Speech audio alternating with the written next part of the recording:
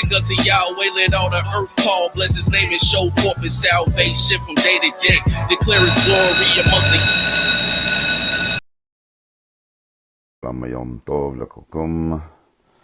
Alright, so what we'll do, we'll try to move through this quickly, as quickly as possible. I don't expect the gentleman tag to be able to join the call promptly because they don't know that I'm going to go live at this point. So if you're watching this video at your discretion, please know that the purpose of the video was to just give you the access to the information so you can view it at your leisure. All right, and so for those that are tuning in live, it's a pretty common theme.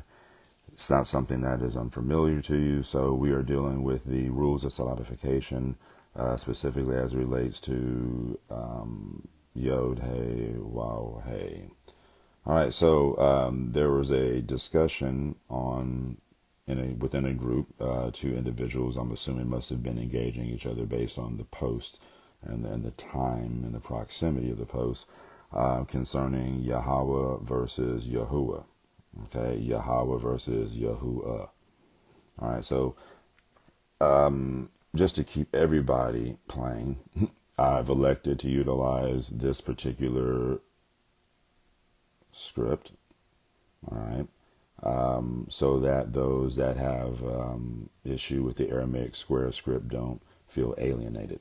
So that being said, we're going to have to first address the rules of syllabification, meaning that in order for us to vocalize this, we need to know, are there inherent rules that will give us parameters? All right. So first and foremost, we have to establish what a syllable is. So the minimum value for a syllable will consist of a consonant and a vowel. Notice that I said in that order, a consonant and a vowel. So now we've established that a consonant may not, in this particular language, start with a vowel. You need a place of articulation. And then from that place of articulation, you have, or place and manner, then you have a seat. All right. That the vowel can sit upon.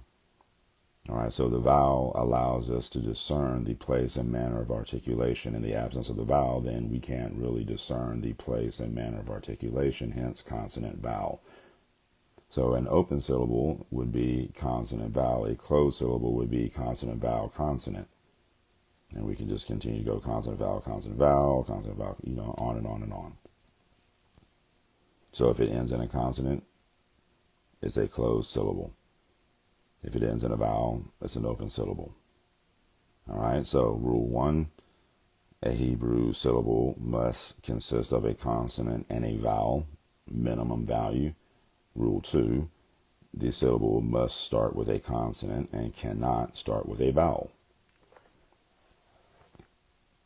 All right, so in the case of Yod, Hey, Woh, Hey, you have one group of people that are saying Yahuah, one group of people saying Yahuah. So let's just start with the Yahuah because that's easy to take care of. If you are saying Yahuah, you are saying that this Yod is carrying an A-class vowel. All right, you're saying that the Hey is operating as a full consonant. You're saying that the Wow is operating as matre lectionis, as the U-class vowel, hence Yahuah. And then you're saying that this Hey here is also operating as matre lectionis. So for those not familiar with the term, matres lectionis is, if I could oversimplify, it's a system whereby select graphemes are appropriated to represent certain classes of vowels. So a grapheme is our physical representation of the sound unit, which is the phoneme. So grapheme is what you see, phoneme is what you hear. The orthography is the representation of the language's sound inventory. All right, so for instance, I have a glottal stop and I may utilize this to indicate the glottal stop, or I may utilize this to indicate the glottal stop, or I may utilize this. So orthography simply says that this is how I'm representing the sound in my language inventory. All right. So here we don't want, again, that's why we say we don't want orthography to be the sole determinant in the identification process of the language. All right, so here we have our yod. So if the yod is operating as a consonant, the hey is operating as a consonant, the wow is operating in the capacity of matre lectiones, and the hey is operating as matre lectiones, then we have a problem because it has to be consonant vowel, consonant vowel, consonant vowel. So we can't have a Yahuah and then an. Now, in terms of phonology, even if we were going to utilize the hey to indicate the presence of the syllable ultimate A-class vowel, we still need a consonant to set this A-class vowel upon. All right, and so anything that sounds like that's going to be our glottal stop. So the conspicuous absence of the ilf means that we can't have a Yahuah because you have consonant vowel ya, consonant vowel hu, and now we need another consonant in order for this hey to be matre lectiones, a vowel, an A-class vowel. So it can't be Yahuah. That's not linguistically possible with what's offered here. It is impossible. Under no circumstances can this be Yahuah because there are not enough consonants for that to be the case. Now, even if someone says, okay, well, can we have Yahuah? And I'm like, why, certainly you can. But then you just have to tell me exactly what that's going to mean, because we have thematic vowel assignments. So if you're saying that based on how the narrative is positioning the name, well, then the language also has very specific thematic vowels, right? So if you're saying that the yod is carrying an A-class vowel, the hey is carrying the U-class vowel, the wow is carrying the A-class vowel, so you have Yahuah.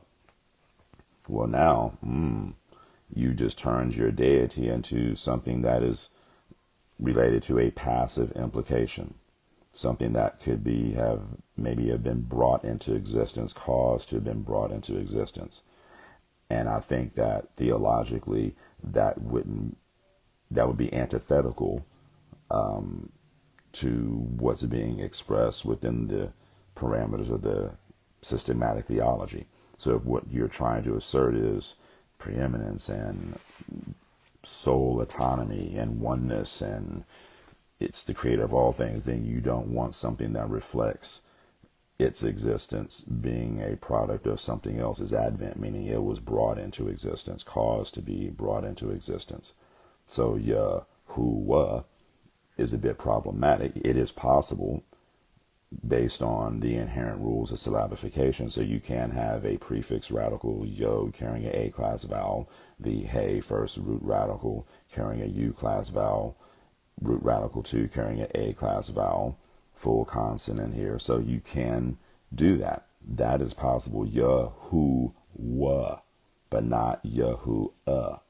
Now, as it relates to Yahweh, well, then we have a problem because we have an A-class vowel that would signal that either we're dealing with a causative active or causative passive potentially. And then if we have this A-class vowel here, that is going to signal most likely we're dealing with something that is going to be passive, because then you also have this A-class vowel here. So if that is the case, you could be potentially looking at something that is also passive. And so if you're saying that, well, we have hayah as a third masculine singular suffix conjugation preterite, so that means the prefix conjugation should reflect phonologically the same assets. That is erroneous, and nothing could be further from the truth. So that's just not right. And in 2025, you can do so much better, right? I'm not even that. You don't even have to have access to a library card. You don't have to go to the library. You don't have to ask someone that's really smart to take you through the stacks. See, most of you don't even know what the stacks are. You do more posting than reading. That's why your posts are laden with errors. And then you proliferate these errors en masse. Some of you call yourself teachers. So this, if you find this to be a beratement and you are a teacher, you should feel the brunt of me berating you, me being disappointed in you as a consortium, you who elected to position yourselves as leaders and teachers, and you have purposely, willfully, wittingly elected to disseminate misinformation. So shame on you. And if that hurts your feelings, thank you. I'm hope that you are provoked to do better. So here are the bullet points. Yahuah is possible. Yahuah. Yahu, ya, a yo carrying the A class vowel. Root radical 1 carrying U class vowel. Root radical 2 carrying an A class vowel is possible. Yahuah. But semantically, I don't think you really want that because that's passive. Can we have Yahuah? Nothing about Hebrew grammar says that that's possible. And even if we did elect to vocalize it that way, most people might assume that it also has a passive implication. So, both of those are not working. Yahuah is not even possible.